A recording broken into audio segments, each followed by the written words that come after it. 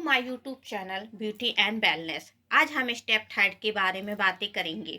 जैसा कि आप जानते हैं, इसके पहले भी मैंने 2 वीडियो अपलोड कर दिए हैं जिनमें थ्रेडिंग के बारे में जानकारियां दी गई हैं। थ्रेडिंग कहाँ कहाँ की जाती है, थ्रेडिंग में क्या क्या वस्तुएं इस्तेमाल में लाई जाती हैं, एवं थ्रेडिंग करने के लिए किस दबाव का उपयोग करना चाहिए और किस आकार के चेहरे पर किस तरीके की थ्रेडिंग करनी चाहिए, इस सब की जानकारी मैं आपको पिछले वीडियो में दे चुकी हूँ। आज हम बात करेंगे थ्रेडिंग की तकनीक एवं थ्रेडिंग की विधियों के बारे में, और पुरुष थ्रेडिंग के लिए क्या क्या चीज़ें आवश्यकता होती हैं, और पुरुषों के जो अनचाहे बाल होते हैं उनको हम कैसे रिमूव कर सकते हैं। आज का हमारा विषय है थ्रेडिंग की तकनीक। आइए हम जानते हैं कि थ्रेडिंग की तकनीक क्या है। थ्रेडिंग करने में एक पतले सूती धागे का उपयोग किया जाता है। इसमें धागे को दुगना किया जाता है, फिर मोड़ दिया जाता है, जिससे इसे अनचाहे बालों वाले क्षेत्रों पर घुमाया जाता है, जिससे रोमकूप स्तर पर बाल निकाले जाते हैं। ट्विजिंग के विपरीत, जहां एक समय में एक ही बाल को निकाला जाता है, थ्रेडिंग से बालों की छोटी छोटी पंक्तियां निकाली जा सकती हैं। आईब्रो वैक्सिंग के विपरीत, आईब्रो थ्रेडिंग के बताए गए फायदों में यह शामिल है कि यह आईब्रो को आकार देने में अधिक सटीक नियंत्रण प्रदान करता है और यह त्वचा पर कोमल होता है। एक नुकसान यह है कि यह दर्दनाक हो सकता है, क्योंकि एक साथ कई बाल हटा दिए जाते हैं, किंतु यह त्वचा कोमल होती है। हालांकि अगर इसे सही तरीके से किया जाए, यानी सही दबाव के साथ किया जाए, तो इससे दर्द को कम किया जा सकता है। अब हम बात करेंगे थ्रेडिंग की तकनीक के बारे में। थ्रेडिंग की 2 तकनीकें बहुत ही प्रसिद्ध है, जैसे कि मुँह विधि एवं हाथ विधि। यहाँ पर आप इमेज में कुछ टूल्स वगैरह देख रहे होंगे, जैसे कि धागा, शीशा, आईब्रोज कंघी, आईब्रोज पेंसिल, कॉटन पाउडर, और जो अनचाहे बाल होते हैं उनको कटिंग करने के लिए कैंची एवं एस्ट्रोजन। यह सब चीज़ें थ्रेडिंग में उपयोग की जाती हैं। जैसे कि यहाँ पर 2 विधियाँ दिखाई जा रही हैं, इन दोनों ही विधियों में इन सभी वस्तुओं का इस्तेमाल किया जाता है। प्रत्येक तकनीक के फायदे और नुकसान होते हैं। हालांकि मुँह विधि सबसे तेज और सबसे सटीक है। थ्रेडिंग अधिक परिभाषित और सटीक आकार की अनुमति देता है। इसका उपयोग पूरे चेहरे और ओंठ के क्षेत्र पर अनचाहे बालों को हटाने की एक विधि के रूप में किया जाता है।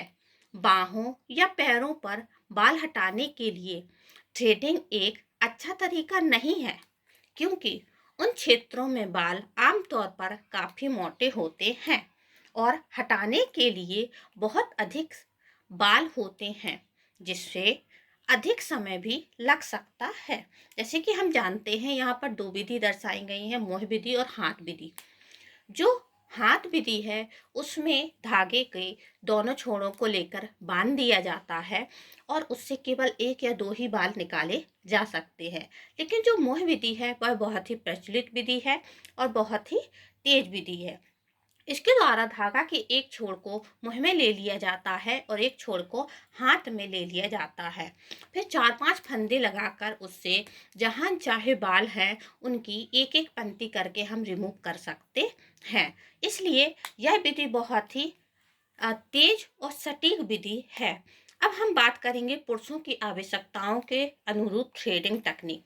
जैसा कि आप जानते हैं, महिलाओं को 30% तो पुरुषों को 90% बाल होते हैं जो कि अनचाहे होते हैं, जिनको रिमूव करना बहुत ही आवश्यक होता है। आइए हम जानते हैं पुरुषों के अनुरूप थ्रेडिंग तकनीक। अधिकांश महिलाओं को 30% और पुरुषों को 90% शरीर पर बाल होते हैं। इनमें से आईब्रो, प्यूबिक एरिया, हाथ, अंडर आर्म्स, सीना, पैर, कमर आदि पर प्रमुखता से बाल पाए जाते हैं। अक्सर लोगों की इच्छा होती है कि इनमें से कुछ जगहों के बाल हटा दिए जाएं, जिससे उनकी त्वचा साफ सुथरी दिख सके।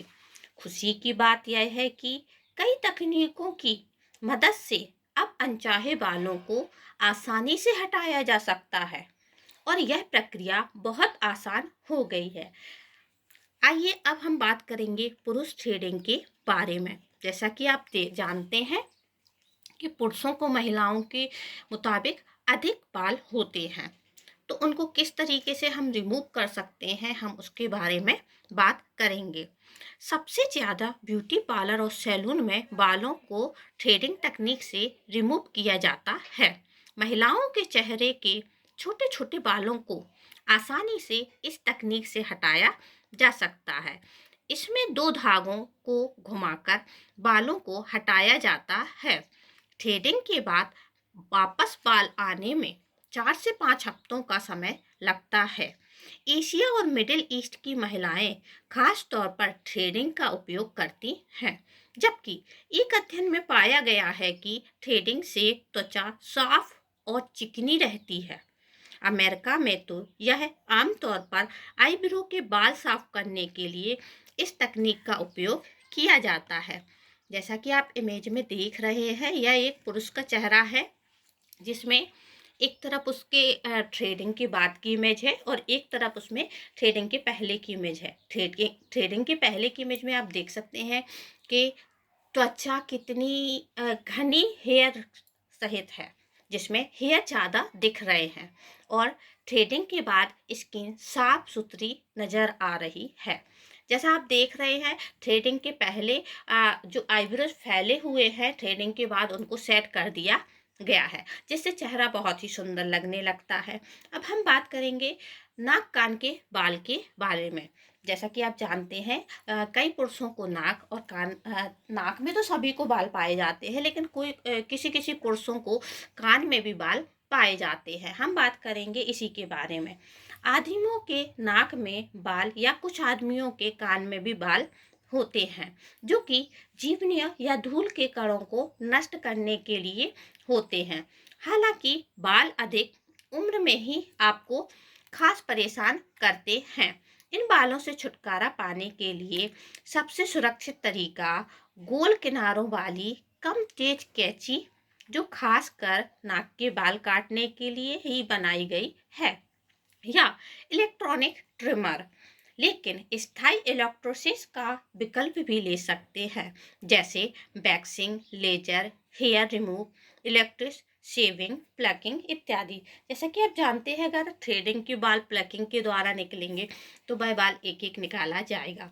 लेजर के द्वारा बालों को रिमूव इकट्ठा कर सकते हैं, और रिमूव वैक्सिंग के द्वारा बालों को एक साथ निकाल सकते हैं। जैसे कि आप इमेज में देख रहे हैं कि नाक के बाल निकालने के लिए प्लकिंग का इस्तेमाल किया जा रहा है, वहीं छाती और कमर के बाल निकालने के लिए वैक्स का इस्तेमाल किया जा रहा है, जो सबसे सटीक विधि है।